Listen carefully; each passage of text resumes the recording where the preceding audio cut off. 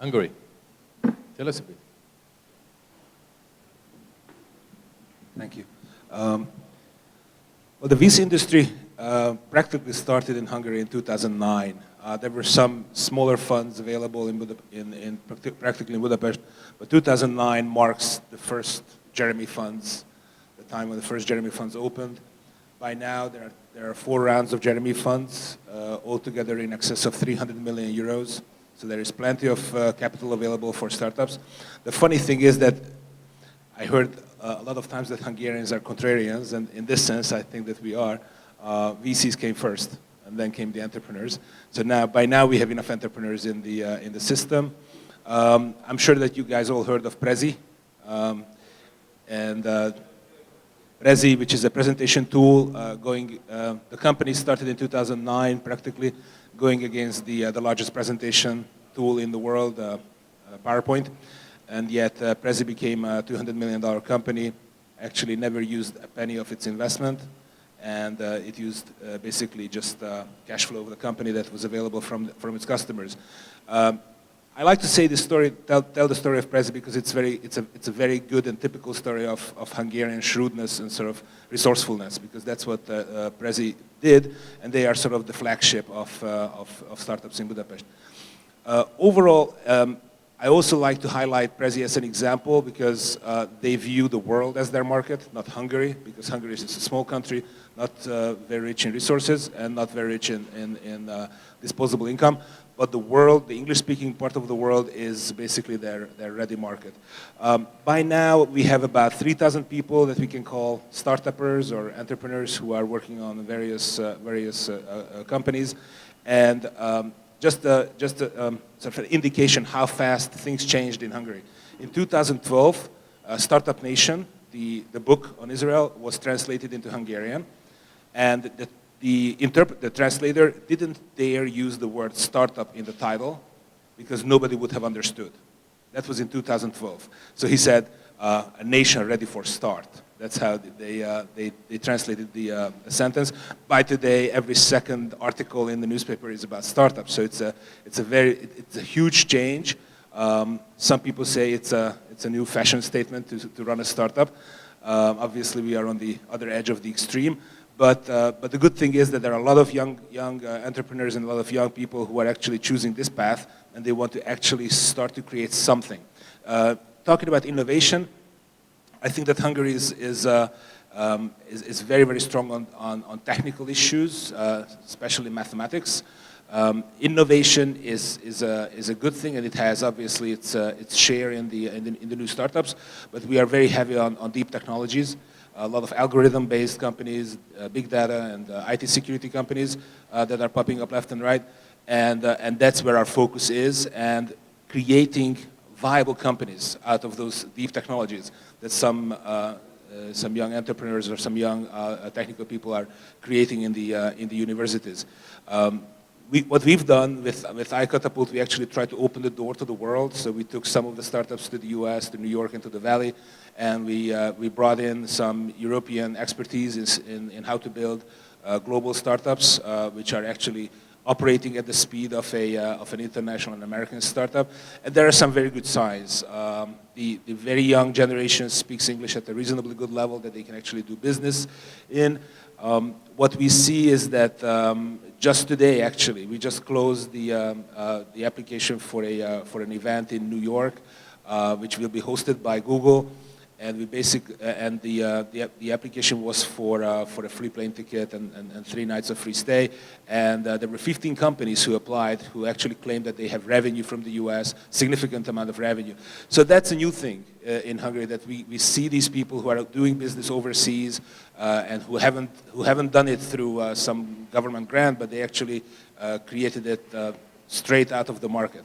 Talking about the public funding, besides the Jeremy funds that we have plenty of, we have 28 Jeremy funds in Budapest. Just very recently we have... You might want to mention what these are, because not everybody knows.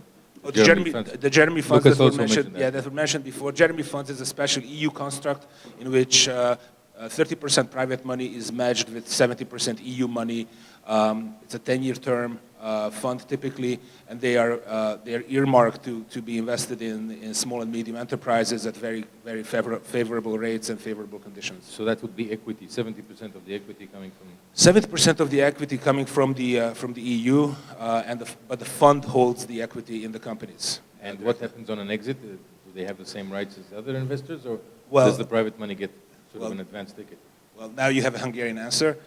There are not too many exits yet, so we don't really know the answer. But fundamentally, the EU is a silent partner. They don't ever veto. They don't ever have even voting rights in the scheme. They basically provide cheap, available funding.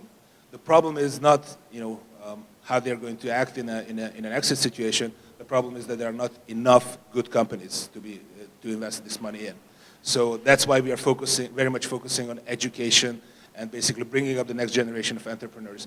And that's the public fund that I wanted to mention is about. It's a $10 million fund, so it's tiny investment. It's a new construct based on the Israeli Yozma model. It's a mutation of that.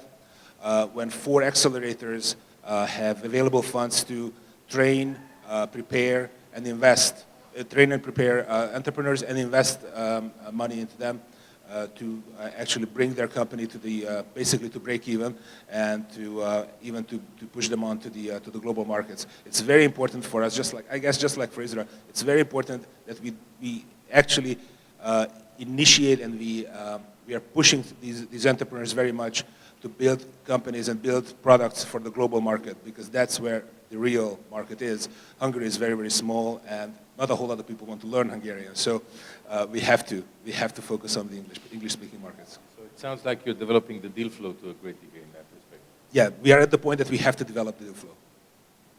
Well, for a country that created the Rubik Cube, you have a great branding asset.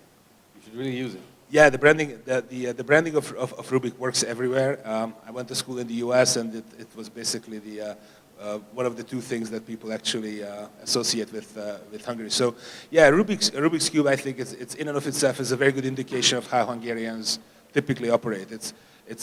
Once you understand it, it's very simple, but nobody thought of it before. Okay, out of the cube. All right. Thanks very much. You are the resident here of a large international firm, and you haven't mentioned your successes yet, so that would be a good opportunity to do that. But I'd like to raise another issue, which is the issue of going international. For those of you who don't know, of the $2.3 billion of investment annually in Israel, I guess almost 80% of that comes from funds that are international funds, or international investors, rather than Israel-based investors. And I guess, I don't know whether you're one of them or whether you call yourself an Israeli or international fund, but I guess the topic would be, how do you work cross borders? How you compare the quality of what you see in Israel compared to other things? So give us a more international perspective. Okay, well, I'll give it to you from Bessemer's standpoint. It's Sure. sometimes different from fund to fund. And we operate as one global fund. So when we get together on our partnership meetings every Monday, for instance, this evening, we'll be discussing, at this point, 3 companies tonight. It doesn't matter where they are in the world. It's the same criteria. Having said that, each partner, we give a lot of autonomy to each partner to bring the deals that fit their particular strategy. That may be based on geography or domain. And in my case, a lot of times it's geography, but not only. I would venture to say that a lot of the deals, if not most of the deals that I have invested in, and right now it's about 18 investments, my partners would not have done. Well, it's unlikely they would have found those deals, for sure, but even if they had, they probably would have passed. They would have said it's too early. They wouldn't have liked the style of the entrepreneur, which may be a little bit different from what they're used to. And that speaks to both the challenge of being a global partnership, but also the opportunity, at least with our model, because my partnership allowed me to pursue those deals that they told me outright, well, you can do them, you can do that, but I wouldn't, or we wouldn't. But, once we invest, it's a level playing field. A company puts its target out, it either meets it, or it beats it, or it misses. When we evaluate follow-on investment, we compare it to valuations or terms of other deals we're seeing. Sometimes Israeli deals look very attractive relative to our US deals, but other times it's very difficult, in particular with very technology-oriented companies where it takes a long time to develop and even longer time to develop the sales. Those types of deals always look expensive. So that's been a challenge. With regards to your question about, do we feel like we're an Israeli fund or an American fund? Well, I feel like we're in Israel. I opened the office 7 years ago.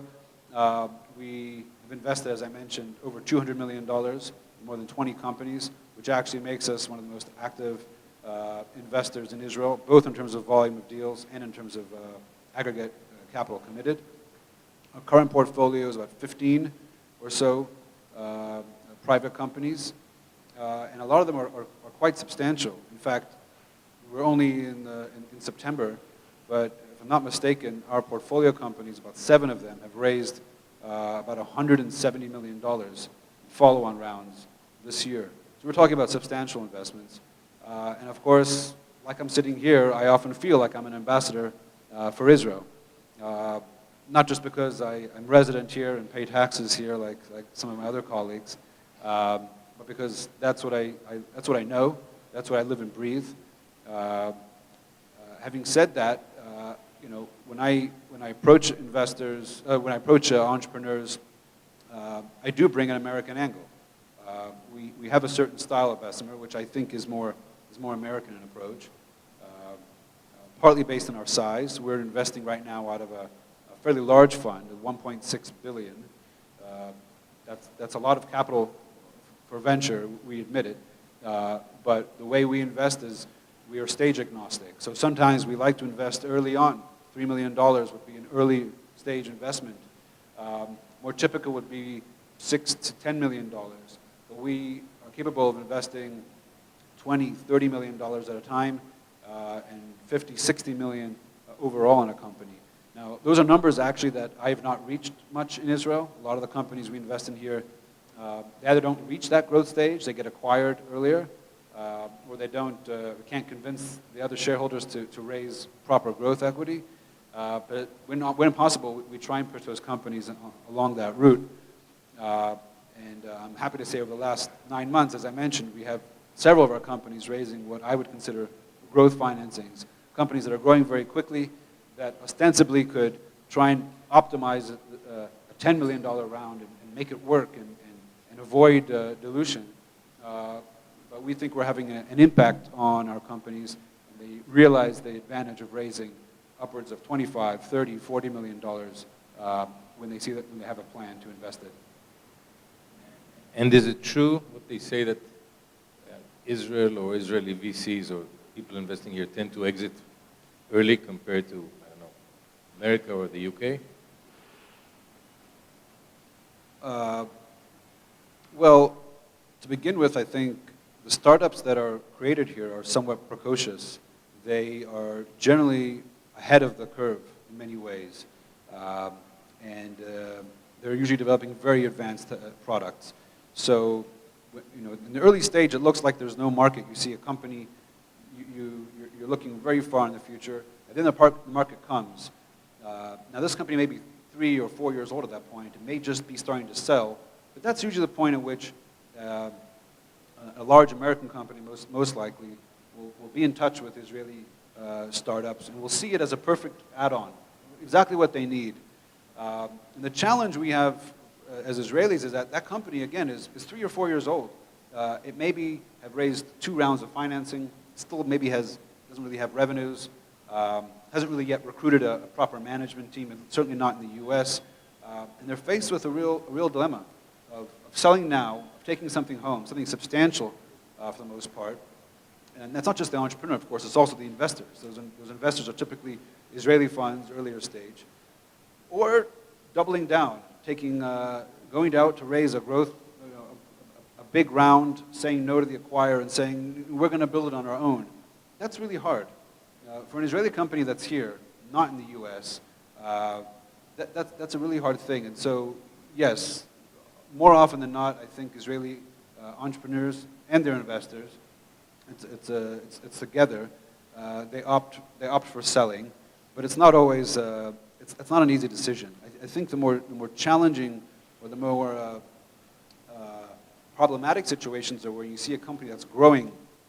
Let's say they're north of $5 million, even $10 million a year. They're growing 100% or so year after year. They're leading their market. Those are companies that should really say no to every acquisition attempt until it reaches what we consider crazy numbers, which you can't justify. Looking at the business today, a year from now, even 2 years from now, you can't justify those valuations. And at that point, you don't have a choice. You're almost obligated to sell. We did that in a company called IntuCell, which we'd only invested $6 million. Right off the bat, they landed a very large deal with AT&T. The company was cash flow positive right away. They really didn't use much of the investment, and the company just kept growing. Within about 2 years of our investment, we were approached by Cisco, and they wanted to buy the company. I don't remember what the first offer came in at, but we were convinced that it wasn't going to be relevant. We didn't think they would value us the way we thought we would be valued 2 years from now. We had a horizon of 2 years, because 1 year we were very confident about. 2 years gets a little bit more fuzzy. So we told them no, and not no in order to, as a tactic. We really didn't think that they would pay us a valuation that we would consider relevant. And to be honest, we didn't know what was relevant. We just weren't thinking in those terms. We were focused on growing the company. We were focused also, hopefully, investing more in the company, but that didn't come around either. But then they kept coming back. And eventually, they're the ones that came up with a really fantastic offer. It ended up being $475 million. And at that point, with really only 4 primary shareholders, or 3 primary shareholders, 2 founders, and Bessemer, we deferred to the entrepreneurs and we said, this is, by all standards, this would be a very good outcome, for both of you, certainly for us. And there's a risk in saying no. We have to really invest in the business. We may not have another acquisition attempt for the next 2 years, but there's also risk. There's also a risk that we're selling this for a half or a third of the price that it could be. We could continue this, and this could be $1 billion or $1.5 billion valuation. The company was only 2 years old. We'd only done so much, and as confident as we were, I think we made the correct decision at the time. Time will tell, but we felt and still feel like that was the correct decision, and we sold. Now that may not be what you're talking about. You may be talking about smaller companies that are sold for 60 million or 100 million, but we've done that as well. We're often the ones pushing those companies for sale. If there's one difference, I think, between U.S. investor, at least from my perspective, and some Israeli investors, is that the U.S. investors are slightly more impatient. We don't have as much patience.